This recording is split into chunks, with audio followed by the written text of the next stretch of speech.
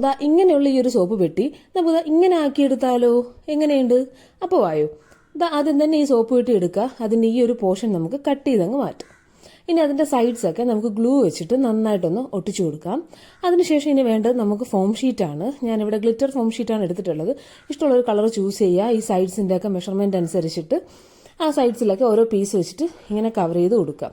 രണ്ട് സൈഡും കവർ ചെയ്തതിന് ശേഷം ഇനി ഫുൾ ബോഡിയാണ് നമുക്കത് കവർ ചെയ്തെടുക്കാനുള്ളത്.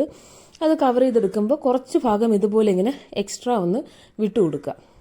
ഇനി ബോഡി ഫുള്ളായിട്ട് ഇങ്ങനെ ഒട്ടിച്ചതിന് ശേഷം ആ ഒരു പോർഷനിലേക്ക് ഇതേപോലൊരു സെമി സർക്കിൾ ഷേപ്പ് ഒന്ന് കട്ട് ചെയ്തെടുക്കുക. അതൊന്ന് കട്ട് ചെയ്തെടുത്താൽ നമ്മുടെ പേഴ്സ് ഇവിടെ റെഡിയാണ്. ഇനി നമുക്കിതിൽ കുറച്ച് അലങ്കാരപ്പണികളൊക്കെ ചെയ്യാം. പിന്നെ ഇതിങ്ങനെ ക്ലോസ് ചെയ്ത് വെക്കുന്നതിന് വേണ്ടിയിട്ടായിട്ട് ഞാനിവിടെ ഡബിൾ സൈഡ് ടേപ്പാണ് ഒട്ടിച്ചു കൊടുക്കുന്നത്. ഉണ്ടെങ്കിൽ വെൽക്രോയോ അങ്ങനെ എന്തെങ്കിലുമൊക്കെ ഒട്ടിച്ചു കൊടുക്കുകയാണെങ്കിൽ കുറച്ച് നാളൂടെ ഇത് ലാസ്റ്റ് ചെയ്യുന്നതായിരിക്കും. ഇനി കുറച്ച് അലങ്കാരപ്പണിക്ക് വേണ്ടി ഇതേപോലത്തെ ബീഡ്സ് നമുക്ക് വാങ്ങിക്കാനായിട്ട് കിട്ടും. അത് ഞാനിവിടെ ഇങ്ങനെ ഒട്ടിച്ചു കൊടുക്കുകയാണ്. അതിൽ ഓൾറെഡി ഗ്ലൂ ഉള്ളതുകൊണ്ട് നമ്മൾ സെപ്പറേറ്റ് ഗ്ലൂ അപ്ലൈ ചെയ്യേണ്ട ആവശ്യമില്ല.